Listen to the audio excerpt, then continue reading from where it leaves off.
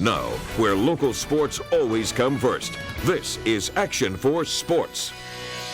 Tarpon time. That's what they call football in December for Port Isabel, and why not? This marks the 9th time in the last 33 years Big Blue has made it to the final 8 teams in the state in their division. Tonight, the Fightin' Fish taking on Bellville in Corpus Christi. Action Force Sports reporter Joe Bowling, he had the call tonight if you listened on ValleyCentral.com. Joe.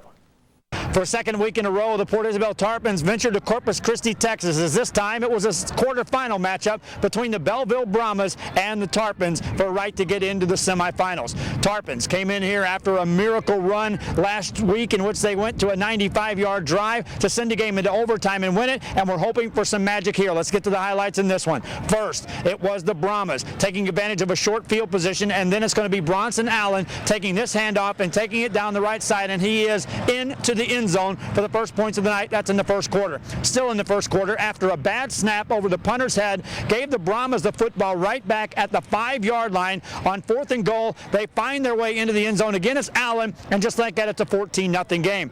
Tarpon's not got any quit in him, as this time it's going to be Kenny the Jet Herrera who comes up with this. An interception for the defense that takes the ball down into Brahma territory. That, however, was stalled as a couple of plays later, the Tarpons would fumble the ball. They fought hard in the second half. They were down 19-0 at one time, fought hard, gave up a late field goal, and end up falling in this one by the final score of 22-0. For the Tarpons, they see their season come to an end with a record of 10-4, and for the Brahmas, they move on to the semifinals.